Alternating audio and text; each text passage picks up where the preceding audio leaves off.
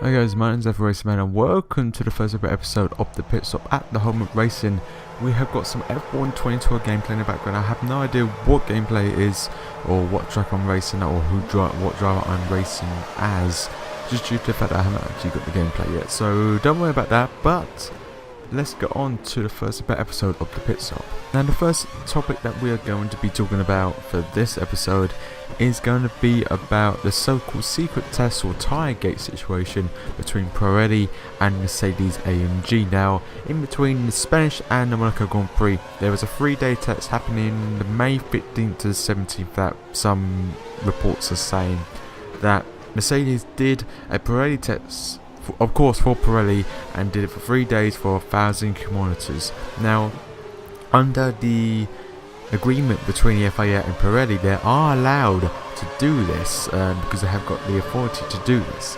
But the thing that has got it going is that Ferrari and Red Bull have protested because they claim, I'm guessing, that they was not invited to do this tyre test situation. Now, under the agreement between Pirelli and the FIA, they need to make sure that to submit evidence that they did ask the teams on the grid that they want to do a tyre test and see if they want to take part in it. But this wasn't the case because the FIA have said that there was no information from Pirelli that was sent to them regarding about sending or asking invitations to take part in this tyre test. And this is really out of proportion now because Mercedes, before the Monaco Grand Prix, always had problems with their tyres, especially at the Spanish Grand Prix where they did do the tests.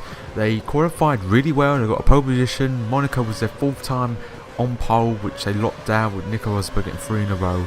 But in the race at the Spanish Grand Prix, they finished 6th and also out the points, which, you know, is suspicious when they had a really bad race the last race, and then in this race they controlled the tyres within the optimum temperature or optimal range, as it were, and be able to win Nico's first ever Monaco Grand Prix, 2nd in his career. But there are some people in the news saying that this was run by Mercedes.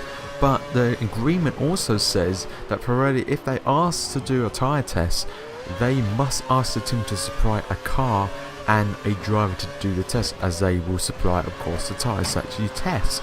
And most people in the paddock know that the test tyres that we're trying out were probably going to be for the Canadian Grand Prix, which is the next race on the F1 calendar. With this, the FIA will have to hold an investigation just to see what is the pure detail. Did any of the teams receive any information about this tyre test being happening?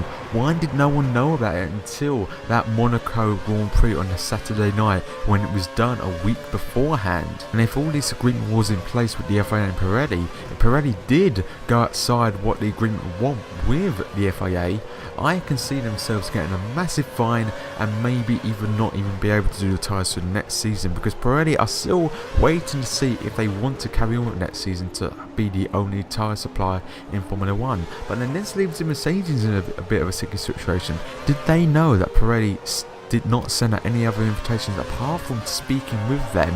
And also, they got to clarify if it was a Pirelli test or a Mercedes test. Now, if this was a Pirelli test and just testing out purely because of the tyres, then I can see Pirelli getting a massive fine and not being able to make the tyres anymore, and also Mercedes getting away with scot-free. But if it was a Mercedes driven test, then, you know, you got to figure it both ways. Will they have the race results removed from the Monaco Grand Prix? Will they have a couple more races banned, or will they get a massive fine towards with it?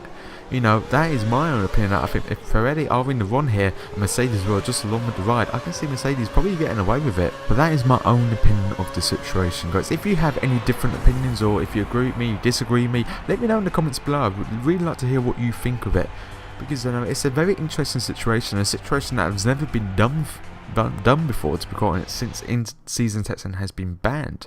So, you know, let me know in the comments below, guys, and, you know, let me know what other stories that you want me to cover for next week's episode of the Pit Stop. But I'm going to end it there, guys, so I hope you have enjoyed this video, and I hope to see you all in the next one. So, this has been Racing at Home of Racing. I'll see you later, guys, and take care now.